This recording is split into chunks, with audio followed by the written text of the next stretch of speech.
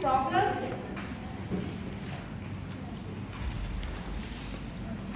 When we got here, negative stock to aggregate demand, for example, so the economy is at point B, right? And then at point B here, right, the government can intervene in and they conduct the monetary policy, and we already looked at the monetary policy, right? Or they can conduct the fiscal policy. Fiscal policy here, right, deal with government spending and tax. So we got the fiscal policy here.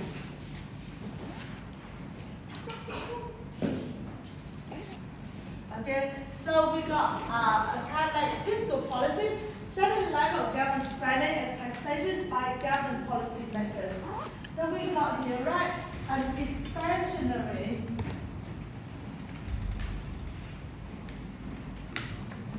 fiscal policy, right, in which the government increase government spending and then they reduce tax. If government spending increase, they're gonna increase aggregate demand, right? Cheese here is a component in the aggregate demand, so you're gonna increase aggregate demand. If they reduce tax here, right? So tax can increase consumption. So if our tax is lower, we may consume more. And then if companies got lower tax, they may make more investment. So aggregate demand increase. And then when government spending increase, right, they're building road or bridge, for example. And then you're going to have two types of impact here. Right? So fiscal policy had two impacts on AD. The first one, right, you got this. If the government buys 20 billion of planes from Boeing, okay, so they increase government spending, right? That's government spending. Government spending here, right, increased by 20 billion, and aggregate demand increased by 20 billion. But then Boeing got this money here, right? They gonna pay for their workers and their owners. So these people got more money, they will spend more. So that's gonna have, like what we say, a multiplication effect.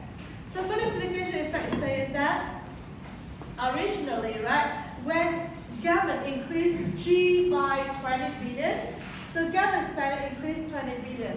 Aggregate demand increased from 81 to 82. 81 to 82. But then people, right, working for Boeing, they got money, they're gonna spend more money on consumption and so on. And then in that case, right, aggregate demand increased further. So this is what we say multiplier effect. The multiplier effect. The multiplier effect say, so the original increase in 20 here, and then cause C increase and aggregate demand increase further. Okay, so that's the multiplier effect. So here we got here, right? Multiplier. Right, so multiplier basically say G increase here, right? And then also little C increase, and then aggregate demand here increase. This is the multiplier.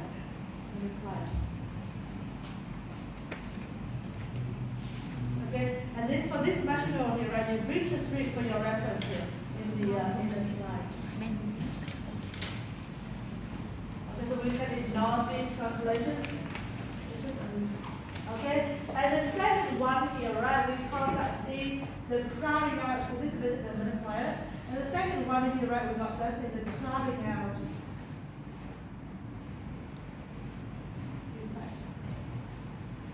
So the crowding out effect basically say, if the government increase government spending, so if they increase government spending, and then when they're going to get money to finance that government spending, they're going to need to borrow money.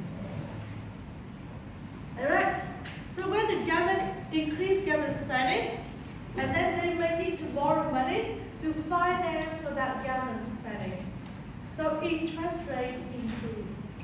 Okay, so we got here, right? When government spending increase, the government may need to borrow money. So the government borrow money, right, to finance for that increase in government spending. And when they borrow money here, right, that gonna raise interest rate.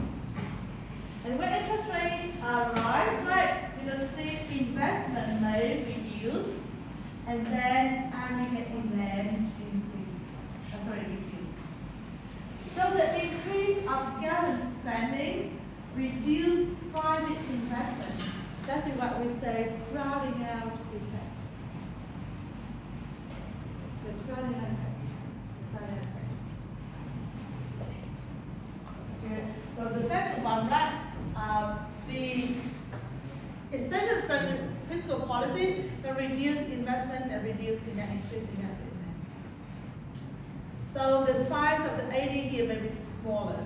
So we got here, right? First, you see, right, where it's increased here, right? More money, and then we got there. So basically, aggregate demand, right, may increase at that point because of the multiplier effect, but then it reduced a bit here because of the basically what we say the crowding effect. In Vietnamese, crowding effect we say hiệu ứng tràn lấn đầu tư. Right, so government spending increase and then reduce private investment. And that's the crowding out effect. Okay, but then the problem here is, again, come back to this. This government, right, in order to stimulate the economy, they may want to increase government spending, reduce tax, and that's what they normally do, right? So, I mean, the fiscal policy, the principle of the fiscal policy is going to be this. When economy is in recessions, so here, right, the economy is in recessions, the government here, they're going to decrease government spending, reduce tax here, and if they increase government spending and reduce tax here, right, they're going to have the budget deficit, right? Budget deficit, right? But this policy somehow had to get the economy back here, and then coming to the moving time, what the government should do is that they're gonna need to, should increase tax here and then reduce government spending to make up that deficit. So that's what the fiscal policy in theory should work. In theory. So, the budget needs to be balanced. It's agreed that during recession time, we need some stimulus package. So during pandemic, for example, during the global financial crisis, the government should intervene, they provide some stimulus package. So increase government spending, reduce tax, for example. So for example, during the COVID Vietnam, right, so VAT tax has been reduced to 8%, reduced tax. And then you've got the increased government spending, for example. But then, in that case, you're going to have deficit. And the government here, right, they have to cover that deficit here, right, in normal time, in moving time. So in moving time, right, we reduce government spending, increase tax to reduce that deficit, get the economy back to normal. Because when you've got deficit, you need to borrow money. And when you need to borrow money, if you borrow too much, right, it's going to be a problem. You've got here the problem of sovereign debt. The problem of sovereign debt. But that is in theory. Because once you get used to this spending, it's very difficult to reduce spending. Okay? So when the government, they got all the projects there and all the ministries there, right? And when they get used to this increasing spending, it's very difficult for them to cut off spending, right? And then the second one, raising tax here is very unpopular, you see. People will not be happy if you raise tax here. So in theory, right, okay, you got that, but in practice, during moving time, the government, they normally avoid this, you see this. So the deficits just get in bigger.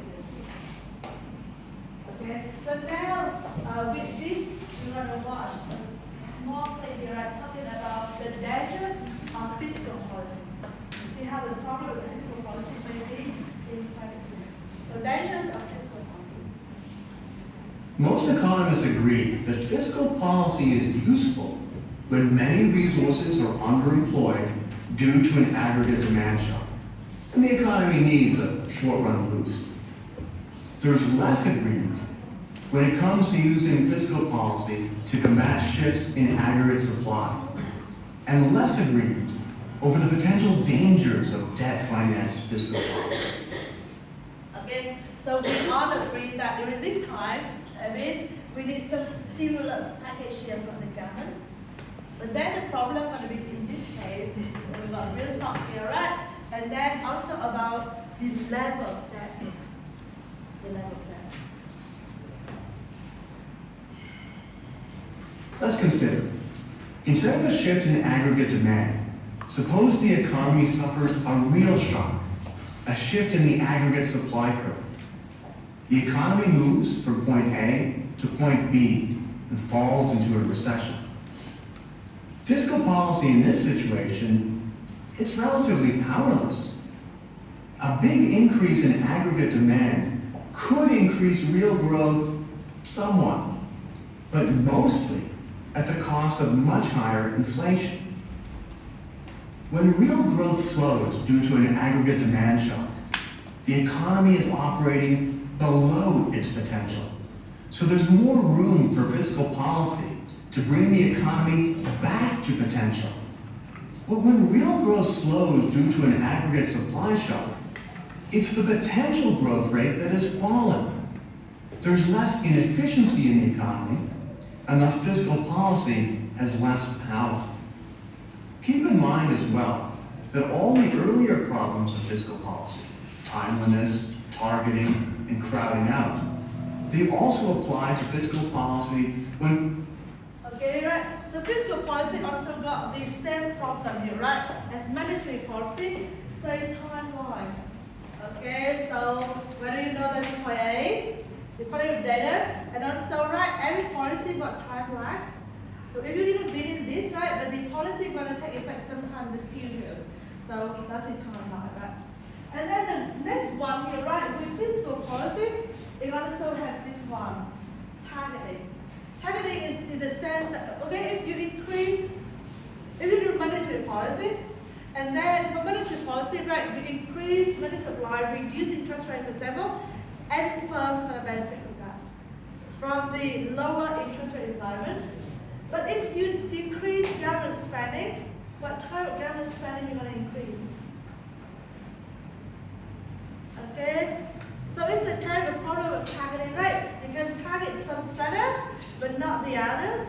And how you pick the sector to target in, and then you also have like some bad industry, some not good bad industry, so industry, right? And then project, right? They can compete for to be targeted, and then you're gonna have the problem here, like targeting.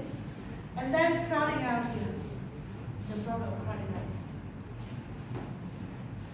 Combating an aggregate supply shock. It's just that this time, more spending has the additional challenge that it can't really solve the underlying problem. The economy has fundamentally changed, and attempting to fix it leads mostly to higher inflation rates. Fiscal policy can also be a dangerous tool when used too much.